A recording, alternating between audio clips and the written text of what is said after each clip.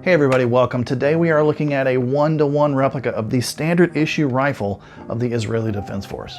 And I'm specifically talking about the IWI Tavor 21 by Elite Force and Umarex. Now this is the less expensive competition series by Elite Force, and we're going to go over every inch of it to tell you if it's worth it. So stay tuned.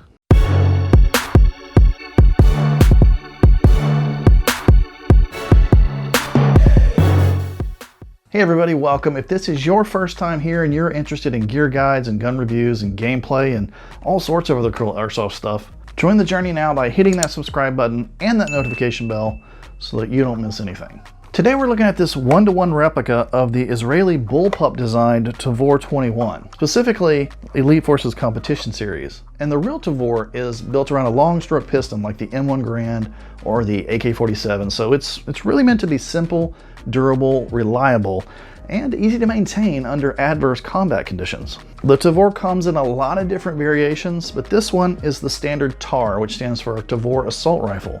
And this one goes for $175. And there is lots to cover about this guy, but first, let's see what's in the box. What's in the box? All right guys, so today we're looking at the IWI Israeli Weapon Industries Tavor 21.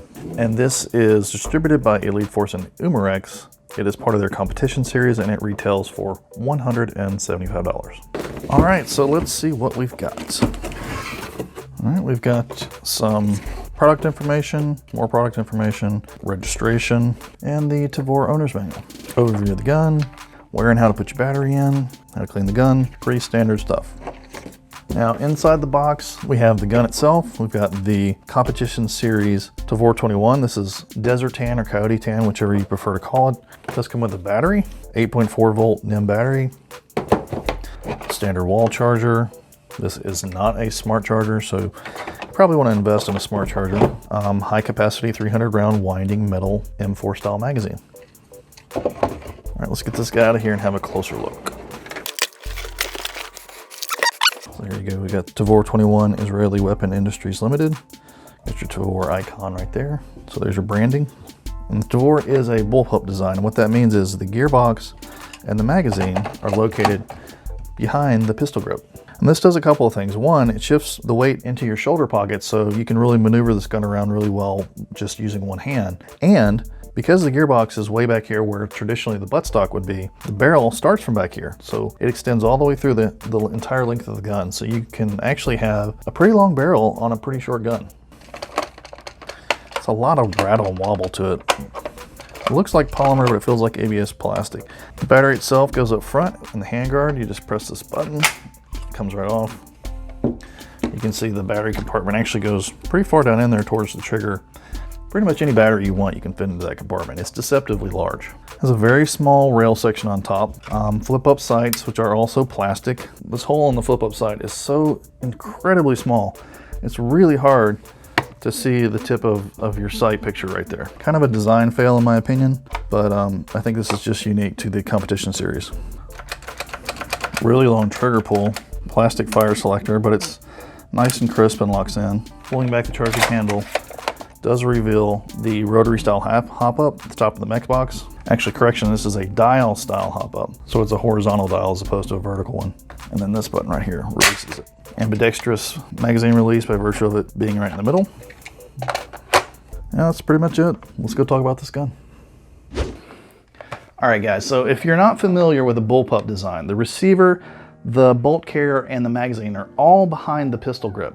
So all the weight is right in the pocket of your shoulders. You can easily maneuver it around. So while it actually is a shorter gun, it still has a very long barrel. And I absolutely love the Tavor styling. We've told you before that guns for us have meaning if there's something nostalgic about them, like from video games or old movies. And this gun reminds me of a couple of both.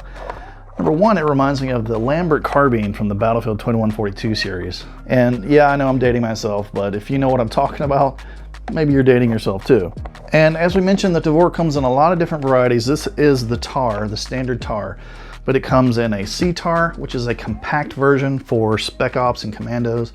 It comes in a G-TAR, which is one with a grenade launcher, an S-TAR, with a bipod that's more of a DMR version. And last but certainly not least is the Tavor 95, which is also known as the MTAR or Micro Tavor. And that is the gun that has replaced the M4 and the M16 as the standard issue rifle of the Israeli Defense Forces as of the end of last year, 2018. But I know you guys aren't here for a history lesson, so let's talk about this guy right here. It's about 5 pounds. The body is all composite, but it does have over the top of the foregrip here and the foregrip itself, as well as this back piece on the buttstock, feel like they're ABS plastic. The weight of it, because of the lightweight plastic and the heavy gearbox in the back, it does seem a little bit unbalanced. With the weight in the pocket of your shoulder, it's still really easy to maneuver it around.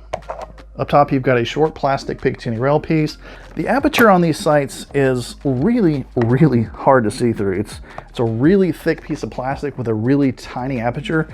And in my opinion, this to me is kind of a design fail. It's just super, super difficult to get a good sight picture with this gun.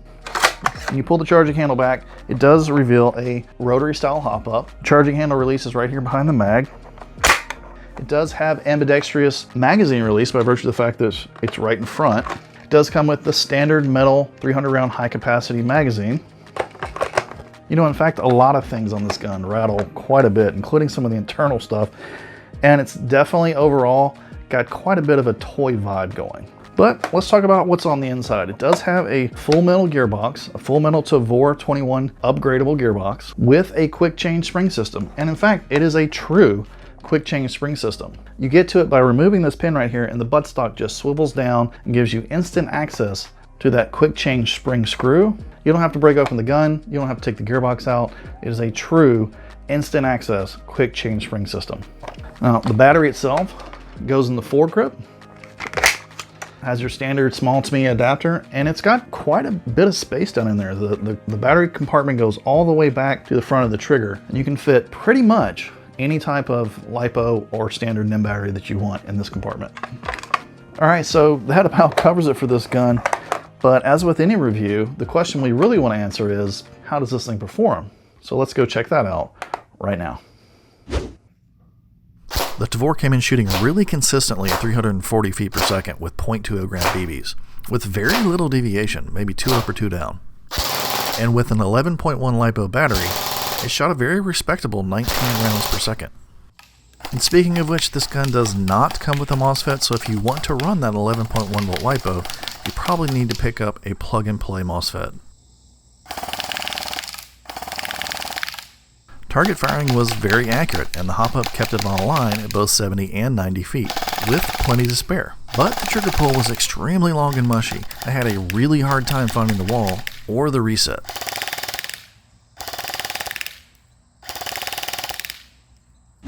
All right, guys, there you go. So the gun shoots just under the indoor CQB limits of 350 feet per second.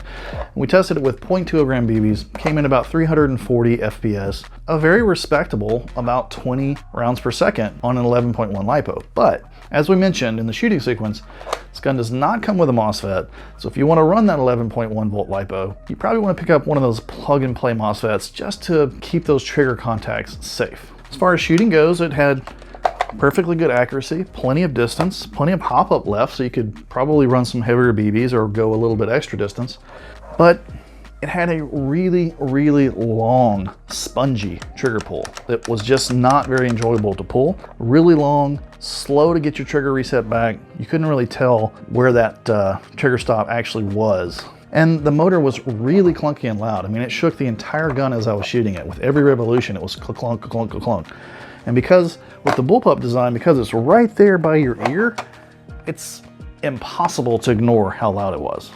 You know, now overall, it shoots just fine. But, you know, Elite Force is probably not going to be really happy with me for saying this, but it's just not something that I would run out and buy. There's a lot of really good guns out there at the $175 price point. But if you love the Tavor styling and your budget is $175, then you're gonna do perfectly well with this gun. Despite all of its flaws that we pointed out today, it performs perfectly fine. And if you take it out to the field, you're gonna play with it perfectly fine. And I mean, let's be honest, what is not to love about the Tavor styling? It's awesome. So guys, we hope that you found this review of the Elite Force Umarex Tavor 21 Competition Series of value. And if you haven't already, join us on our airsoft journey by hitting that subscribe button and that notification bell so that you don't miss a single video that comes out every Tuesday with bonus videos on Fridays. And until then, we'll see you next time.